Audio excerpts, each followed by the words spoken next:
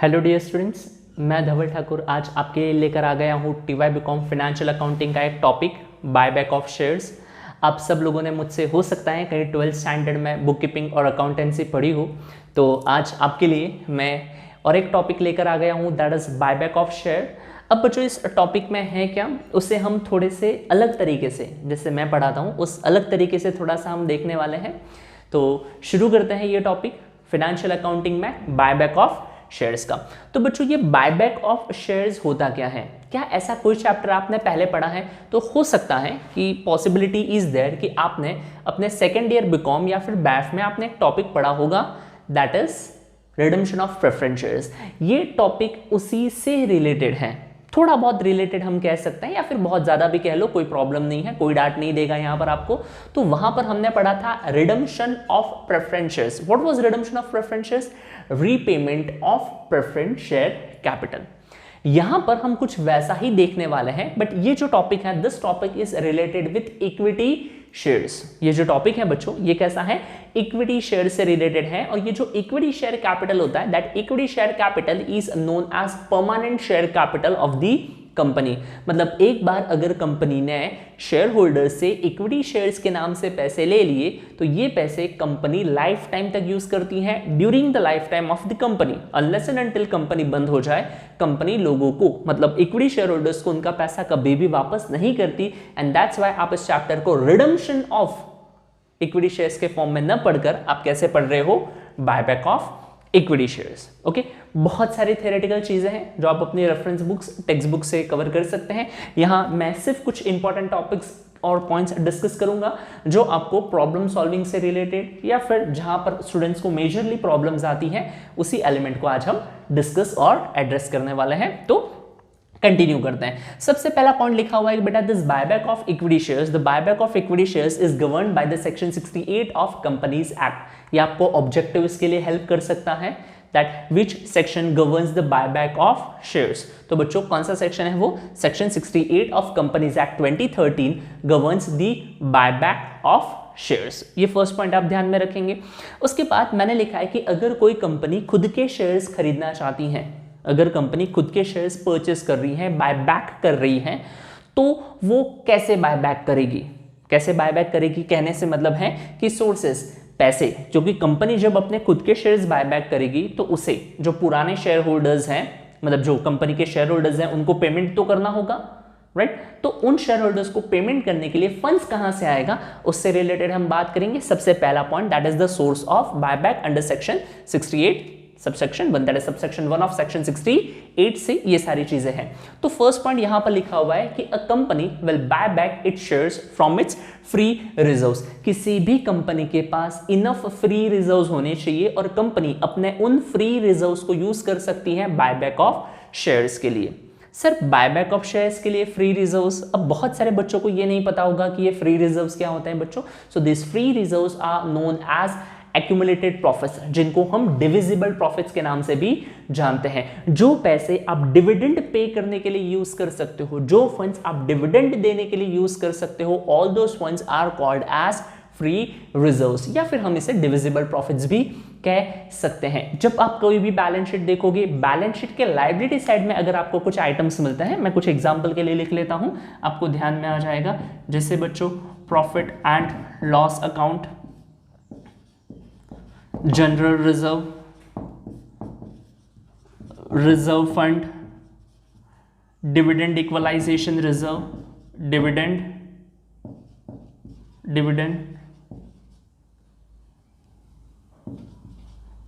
Equalisation reserve, ऐसे जो भी रिजर्व्स लिखे होते हैं बैलेंस शीट के लायबिलिटी साइड में, they all are the examples of free reserves. और बच्चों कंपनी इस फ्री रिजर्व्स का यूज कर सकती है बायबैक करने के लिए। सेकेंड ऑप्शन होता है बच्चों सिक्योरिटीज प्रीमियम। अगर आपने ध्यान से पढ़ा होगा तो ये सिक्योरिटीज प्रीमियम के यूजेस आपने कहीं ना कहीं पढ़े होंगे, और उन यूजेस में ये भी लिखा होता है कि आप सिक्योरिटीज प्रीमियम का यूज कर सकते हो ड्यूरिंग बायबैक ऑफ शेयर। और ये कहां होगा वो जैसे जैसे हम आगे बढ़ेंगे आपको बताया जाएगा। कहने का मतलब ये है securities premium sir securities premium क्या ये फ्री रिजर्व्स है या कैपिटल रिजर्व है? देखो मैंने यहाँ पर लिखे हैं फ्री रिजर्व्स और उसको एक अलग से लिखा हुआ है, तो अगर हम नेचर वाइज देखा जाए तो securities premium is a capital reserve, it's an example of capital reserve, but you can use securities premium for the purpose of buyback of share, ये आपको ध्यान में रखना है। अगर क्वेश्चन की बैलेंस शीट में लायबिलिटी साइड में अगर सिक्योरिटीज प्रीमियम है तो उस सिक्योरिटीज प्रीमियम को बायबैक ऑफ शेयर में यूज किया जा सकता है। कैसे यूज किया जाएगा वो हम देखेंगे। Next is the proceeds of any share और अदर स्पेसिफाइड सिक्योरिटीज। ये क्या होता है सर? ये भी हम देखेंगे।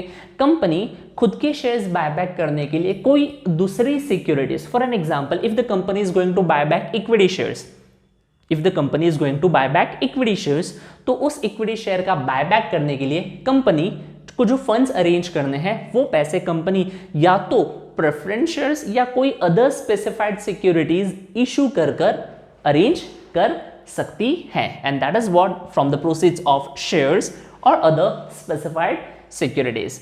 अब ये जो सारी चीजें हैं वो यहाँ पर मैंने एक बहुत इंटरेस्टिंग सा पैटर्न बनाया रखा है जिससे मैं हर बार बच्चों को एक्सप्लेन करता हूँ, और जैसे ही आपको ये इक्वेशन कंप्लीट हो जाएगा, जैसे ही आप ये इक्वेशन समझ लोगे, आपकी आधे से ज्यादा प्रॉब्लम सॉल्व हो जाएंगी which will be relating to buyback of shares. ध्यान से देखिएगा और सुनिएगा और समझिएगा।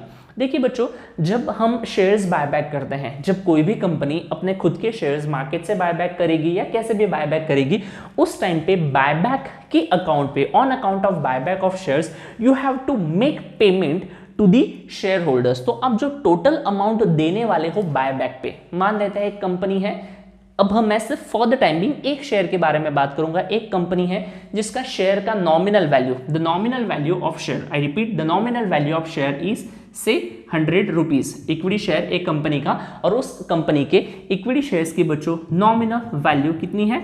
100 रुपीज है, और कंपनी उस इक्विटी शेयर्स को बायबैक करती है at a premium of 20 rupees per share, 20 rupees per share. हम सिर्फ फिलहाल एक शेयर से रिलेटेड बात करते हैं, नंबर्स मल्टीप्लाई कर लो, आपका काम आराम से हमेशा हो जाएगा।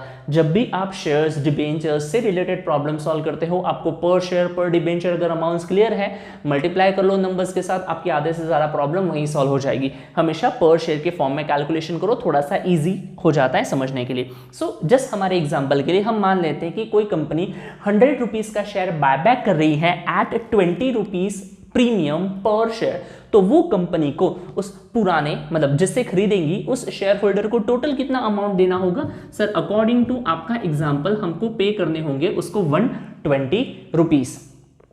कितना पे करना होगा बच्चों? 120 रुपीज। तो ये 120 रुपीज क्या रिप्रेजेंट करता है? This 120 rupees represents total amount payable on buyback.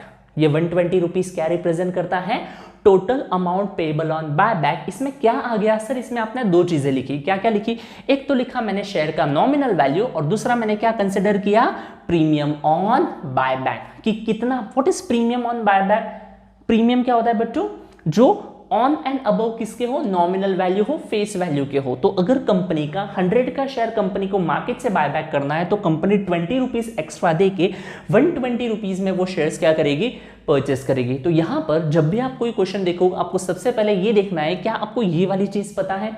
क्या आप ये अमाउंट कैलकुलेट कर सकते हो? अगर आपको ये अमाउंट पता है तो आपका आधे से ज्यादा काम यहीं पर हो जाएगा। तो बच्चों, what is total amount payable on buyback, ये याद रखना है, क्योंकि यहीं से जो सारी चीजें हैं, सारी कैलकुलेशंस है, सारी वर्किंग नोट्स है, धीरे धीरे क्लियर होती जाएंगी। So do remember, total amount payable on buyback is equal to nominal value of equity shares, जो हम खरीदने वाले हैं, जो कंपनी खरीदेगी, प्लस प्रीमियम ऑन बायबैक। और ये बच्चों कौन सा होता है? Premium payable on buyback. हमको एक्स्ट्रा अमाउंट जो कंपनी को पे करनी पड़ेगी।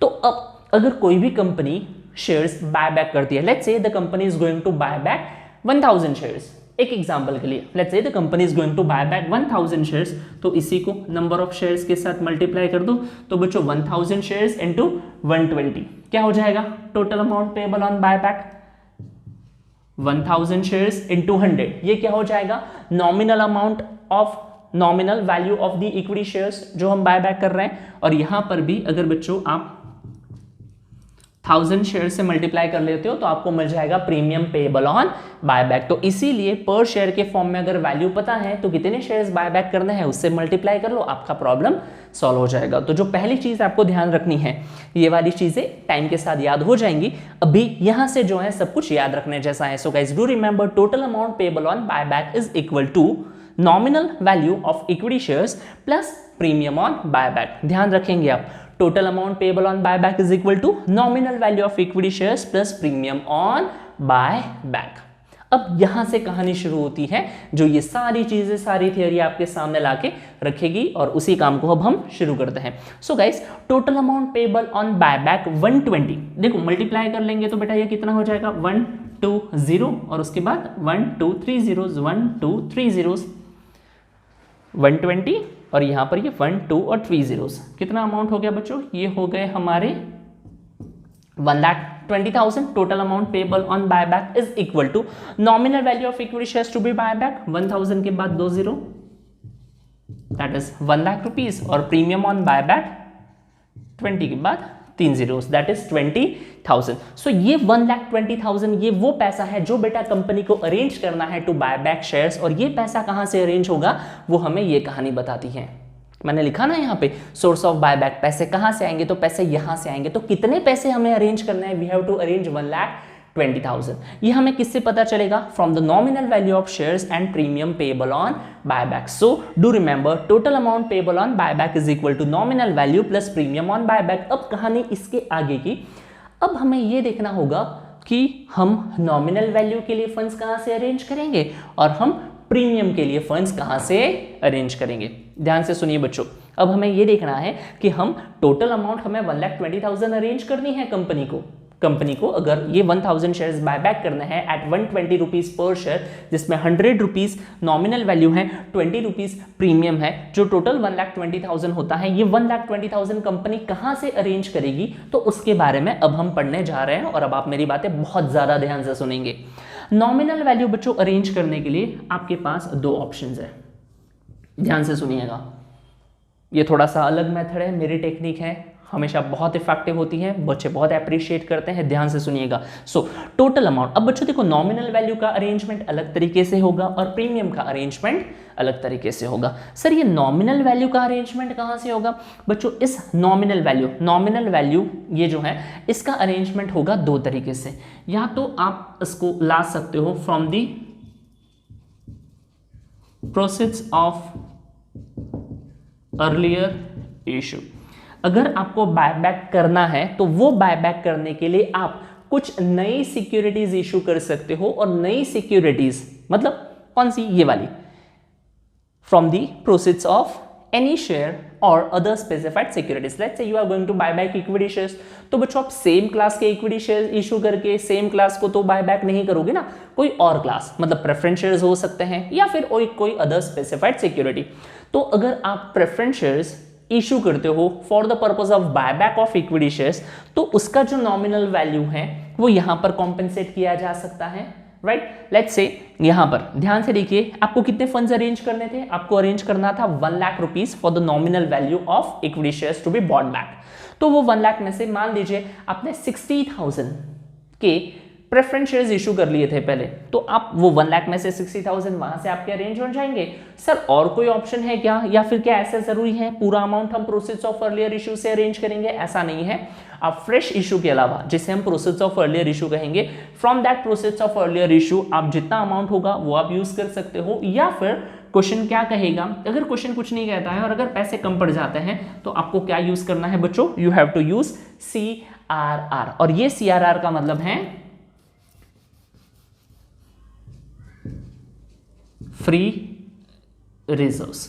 और ये फ्री रिजर्व्स कैसे यूज कर पाओगे, ये फ्री रिजर्व्स आप यूज कर पाओगे उनको CRR में कन्वर्ट करके। What is CRR? Capital redemption reserve with reference to your redemption of preference share. Same वही कंसेप्ट है, बट अगर हो सकता है आपने तब वहां पर नहीं पढ़ा हो, डोंट वरी, आपको इस जर्नल एंट्रीज के फॉर्म में ये CRR वाला पार्ट अच्छे से बता दिया जाएगा। वापस से शुरू करते हैं।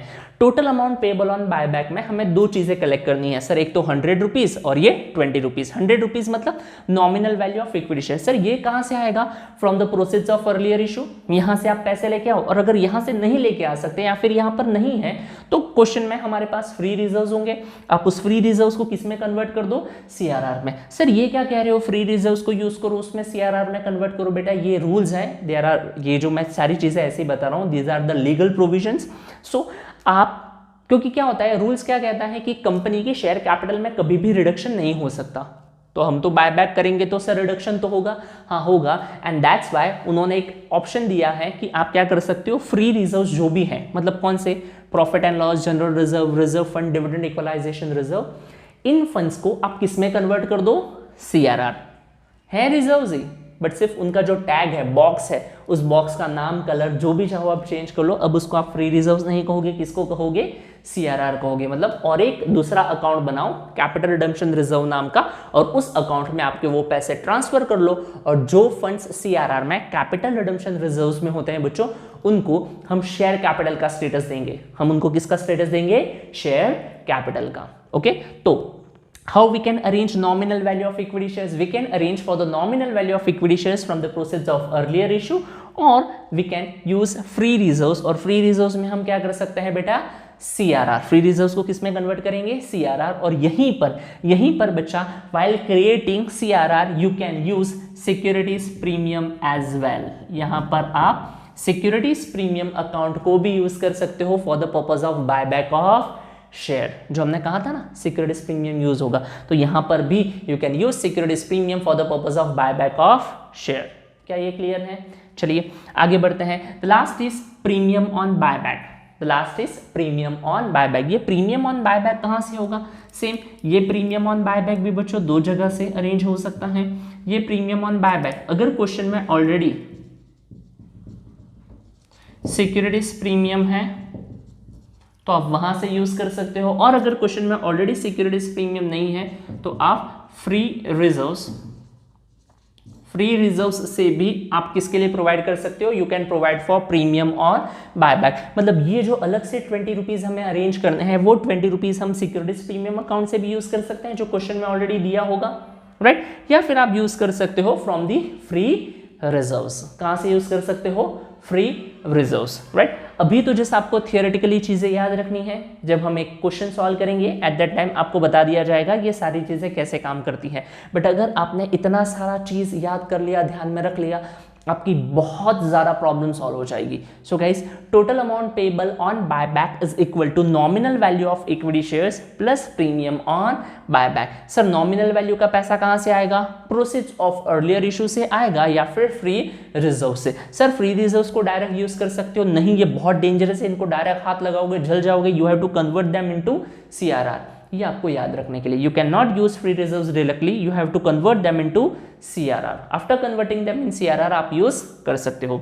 सर प्रीमियम के लिए पैसा कहां से आएगा? आप प्रीमियम के लिए पैसा लाओगे फ्रॉम सिक्योरिटीज प्रीमियम अकाउंट और फ्रॉम फ्री रिजर्व्स। तो ये है जहां से हम सारे पैसे अरेंज करेंगे, और ये थियरी बताने का मेन रीजन था कि जब हम ये जर्नल एंट्रीज करेंगे तब आपको ये थियरीज बहुत ज्यादा हेल्प करेगी।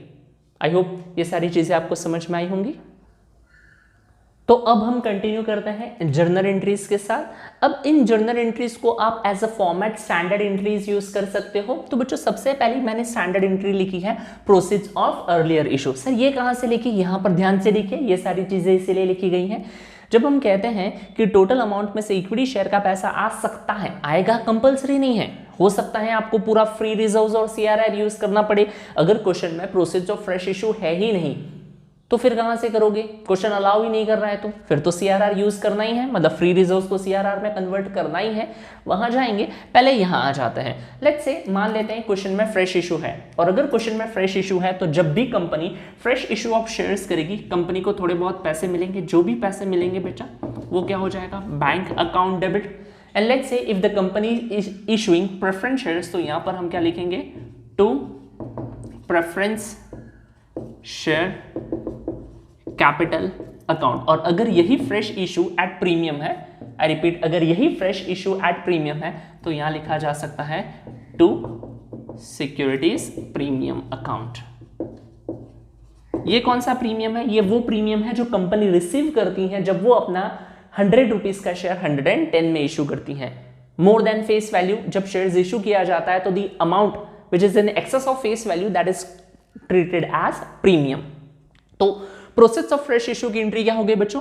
Bank account debit to preference share capital account, और ये जो मैंने टू सिक्योरिटीज प्रीमियम अकाउंट है ना, ये डिपेंड करेगा, अगर क्वेश्चन में है तो आएगा, और अगर क्वेश्चन में सिक्योरिटीज प्रीमियम नहीं है तो बिल्कुल नहीं आएगा, right. So process of earlier issue की एंट्री बच्चों, bank account debit to preference share capital, और अगर प्रीमियम होगा तो टू सिक्योरिटीज प्रीमियम आप क्रेडिट में ऐड कर दोगे। Clear? Next, sale of assets. बहुत बार क्वेश्चन में ऐसा दे दिया जाएगा कि कंपनी कोई ना कोई एसेट सेल कर देगी। अगर कंपनी मान लेते हैं कोई एसेट सेल करती है, लेट्स से building, the building having book value of ₹5 lakh, building having book value of ₹5 lakh was sold for 6 lakh.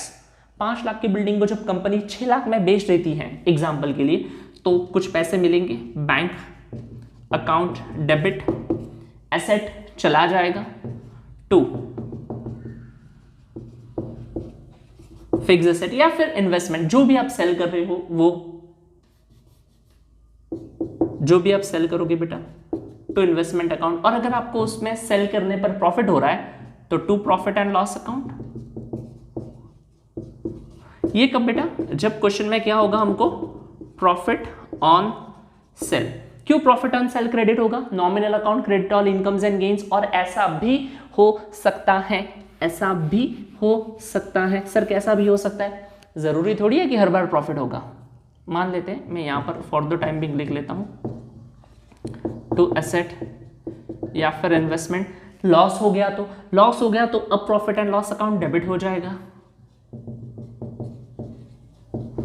Profit and loss account debit. अब ये जो क्रेडिट और ये जो डेबिट मैंने लिखा है वो साथ में कभी भी नहीं आएंगे, दोनों में से एक ही चीज होगी, या तो प्रॉफिट होगा या फिर क्या होगा, लॉस होगा। तो डेबिट कब देते हैं बच्चों? जब क्वेश्चन में क्या हो, loss on sale of asset, loss on sale of asset. So bank account debit to asset account, ये original entry for the sale of asset. अगर प्रॉफिट है तो प्रॉफिट एंड लॉस क्रेडिट में आएगा, और अगर लॉस है तो प्रॉफिट एंड लॉस अकाउंट क्या हो जाएगा बच्चों, डेबिट हो जाएगा। ये आपको ध्यान में रखना है, entry for the sale of assets. आगे बढ़ते हैं, amount payable on buyback. Amount payable on buyback, ये एंट्री कुछ नहीं है, यही जो आपके सामने लिखा है वही बच्चों इसकी जर्नल एंट्री है। ध्यान से देखिए, इस इक्वेशन को ध्यान से देखिए, अमाउंट पेएबल ऑन बायबैक। तो बच्चों अमाउंट पेएबल ऑन बायबैक में हमारे सामने क्या होता है, हम उस इक्विटी शेयर होल्डर्स को टोटल अमाउंट, जो भी हमारे इक्विटी शेयर होल्डर्स होंगे, मान लेते हैं यही वाला एग्जांपल, ये 1,20,000 हम किनको देंगे, इक्विटी शेयर होल्डर्स को देंगे। इस 1,20,000 में से 1 लाख किसका है, इक्विटी शेयर कैपिटल का, और 20,000 क्या है, प्रीमियम। मिला हुआ नहीं, देने वाला। जो रिसीव होता है प्रीमियम वो तो क्रेडिट होता है, और जो प्रीमियम पे करना बाकी है वो हमारी क्या है बेटा, लायबिलिटी है, लायबिलिटी है ना, प्रीमियम पेएबल। तो ये भी अमाउंट पे करना है, ये भी अमाउंट पे करना है। किसको पे करना है, हमें इक्विटी शेयर होल्डर्स को। ध्यान से देखिए, नॉर्मल केस में इक्विटी शेयर कैपिटल आपने हमेशा क्रेडिट में लिखा होगा, बट आज हम रिकॉर्ड करने वाले हैं अमाउंट पेएबल ऑन बायबैक, तो आज उस इक्विटी शेयर कैपिटल को हम डेबिट करेंगे, equity share capital account debit. कौन सा, जो उसकी नॉमिनल वैल्यू होगी वो। दूसरा क्या डेबिट होगा, सर हमेशा सिक्योरिटीज प्रीमियम क्रेडिट में होता है, credit all incomes and gains, but आज ये सिक्योरिटीज प्रीमियम डेबिट होगा क्योंकि ये हमें पे करना है, premium on buyback account debit, nominal value, और यहां पर बच्चों प्रीमियम की अमाउंट आ जाएगी, और इन दोनों को ऐड करके जो अमाउंट बनेगी वो हम किसको देंगे, to equity share holder account. और ये टोटल अमाउंट हम किसको देंगे बच्चों, इक्विटी शेयर होल्डर को। कहां से मिला, सेम वही, equity share capital account debit, premium payable on buyback account debit to equity share holder, क्योंकि टोटल अमाउंट हमें किसको देनी है, इक्विटी शेयर होल्डर्स को। और आपने शायद से 11th स्टैंडर्ड में सीखा भी होगा कि जब हम किसी पर्सन को डेबिट देते हैं उसका मतलब है उससे पैसा आने वाला है, और जब हम किसी पर्सन के अकाउंट को क्रेडिट देते हैं उसका मतलब है हमें उसे पे करना है। तो हमें किसको पे करना है, इक्विटी शेयर होल्डर्स को। यहां तक हमने इंटरेस्ट देख ली। अब और एक स्टेप है CRR क्रिएट करना। अब बच्चों ये देखो, मैंने यहीं पर बताया था ना, CRR क्यों क्रिएट करना होता है? क्योंकि हम फ्री रिजर्व्स को डायरेक्टली यूज नहीं कर सकते in the process of buyback, allowed नहीं है, लीगल रिक्वायरमेंट्स है। तो सर कैसे यूज करेंगे? पहले आपको उन फ्री रिजर्व्स को ट्रांसफर कर देना है। किसमें ट्रांसफर कर देना है? CRR में। Sir for the purpose of buyback of equity shares free reserves के साथ सिक्योरिटीज प्रीमियम भी यूज हो सकता है क्या? हाँ, हो सकता है। You can use free reserves along with the securities premium to create CRR। What is CRR? Capital redemption reserve. किन किन को यूज कर सकते हैं? PNL को यूज कर सकते हैं, जनरल रिजर्व को यूज कर सकते हैं, रिजर्व फंड को यूज कर सकते हैं, डिविडेंड इक्वलाइजेशन रिजर्व को भी यूज कर सकते हैं, सिक्योरिटीज प्रीमियम को भी यूज कर सकते हैं टू क्रिएट CRR। अच्छा, ये जो रिजर्व्स होते हैं ओरिजिनली ये सब लाइबिलिटी साइड में होते हैं, देखा होगा आपने बैलेंस शीट के। And the reserves appearing on balance sheet liability side they indicate credit balance. उन सबको कौन सा बैलेंस होता है बच्चों? Credit balance. आप जब उनको यूज करोगे मतलब ट्रांसफर करोगे तो ये जब रिजर्व्स यूज होंगे इनको डेबिट देना होगा हमें। जो भी रिजर्व्स हम यूज करते हैं उनको क्या देना होगा बच्चों? हमें डेबिट। और जो नया रिजर्व क्रिएट होगा, जो एग्जिस्टेंस में आएगा, एंड रिजर्व्स बाय डिफॉल्ट उनका नेचर ये है कि दे इंडिकेट क्रेडिट बैलेंस, तो वो क्या होगा? क्रेडिट में। तो सर कौन सा रिजर्व बन रहा है? CRR। तो ये CRR क्रेडिट में होगा और जो यूज हो रहे हैं वो सारे रिजर्व्स क्या होंगे? डेबिट होंगे। ध्यान से देखिए हाउ टू क्रिएट CRR। मैं क्या यूज करूंगा? सर आप फ्री रिजर्व्स यूज कर सकते हो, ये लिख लिया मैंने, free reserves account debit. Divisible profit कह लो उसको, general reserve, reserve fund, profit and loss account, dividend equalisation reserve कह लो, जो कहना है कह लो, फ्री रिजर्व्स अकाउंट डेबिट। और क्या डेबिट होगा? सर हम सिक्योरिटीज प्रीमियम भी यूज कर सकते हैं। हाँ, कर सकते हैं, सिक्योरिटीज प्रीमियम अकाउंट डेबिट। और इन दोनों को यूज करके हमने क्या क्रिएट कर लिया? CRR, that is capital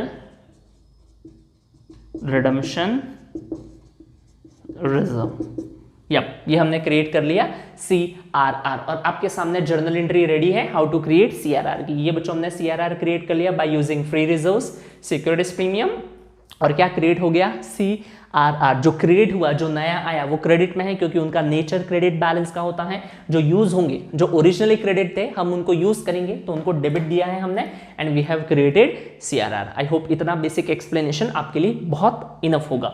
last but not the least, वैसे ये लास्ट नहीं है, we have one more entry, I think so इसके नीचे शायद से आप देख नहीं पाओगे, थोड़ा सा ऊपर लिख लेते हैं इसे। नेक्स्ट एंट्री जो हमें देखनी है, that journal entry is for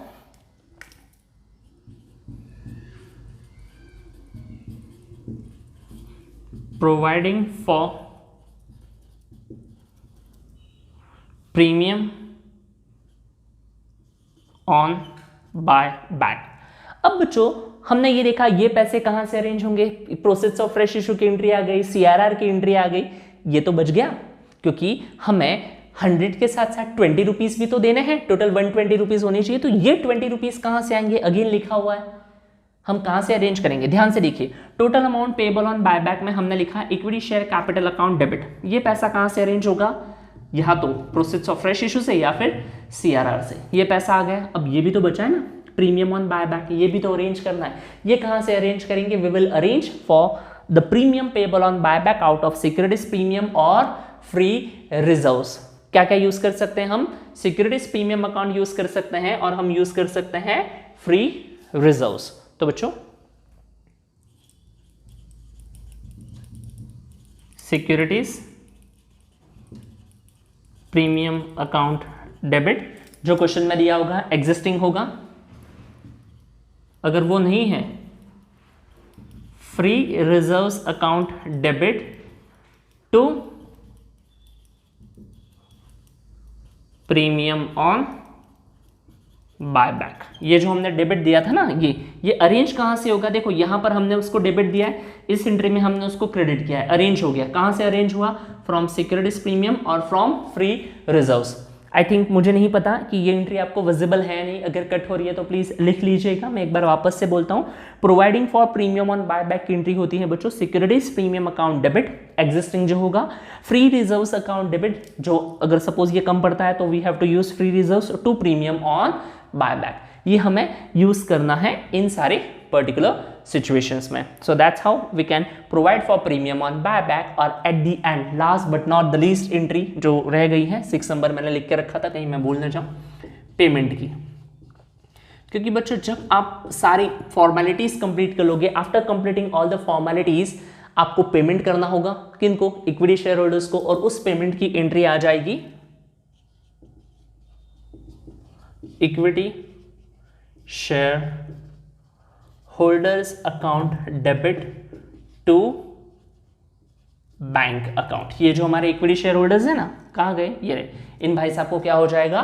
payment हो जाएगा। Equity share holders account debit to bank, ये एंट्री यहां पर कंप्लीट हुई। ठीक है, तो दैट्स हाउ बच्चों we have discussed all the journal entries. और अगर आप इस वीडियो को अब तक यहाँ पर देख रहे हो, दैट मीन्स आप सच में ये चैप्टर पढ़ना चाह रहे थे, आपको सच में ये चैप्टर सीखना था।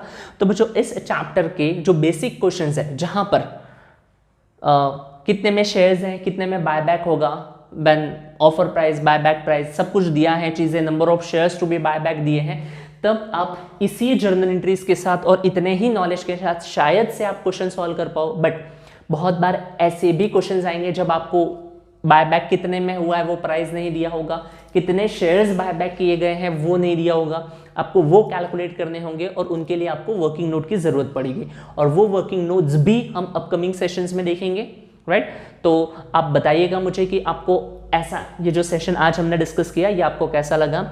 अगर मुझे कमेंट सेक्शंस में आपके कमेंट्स देखने मिलते हैं कि हाँ सर समझ में आ रहा है, या फिर सर ये प्रॉब्लम है, ये करवाइए, वो करवाइए, तो जो भी आपकी प्रॉब्लम्स हैं do let me know in the comment section, so मैं उन पे वर्क कर पाऊंगा और आपको आगे ही ऐसे वीडियो मिलते रहेंगे।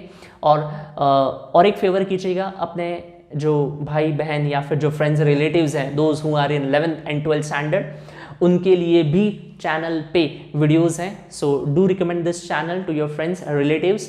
थैंक यू, स्टे ट्यून, और मुझे बताते रहिए कि आपको TY BCom में अगर आप हैं और अगर आपने मुझसे पढ़ा है 11th और 12th स्टैंडर्ड में, और अगर आपको फाइनेंशियल अकाउंटिंग के किसी चैप्टर में कुछ भी डाउट्स हैं तो डू लेट मी नो, आपके लिए डेफिनेटली उन चैप्टर्स के वीडियो बनाए जाएंगे और बहुत अच्छे से, और नंबर ऑफ वीडियोज़ आएंगे।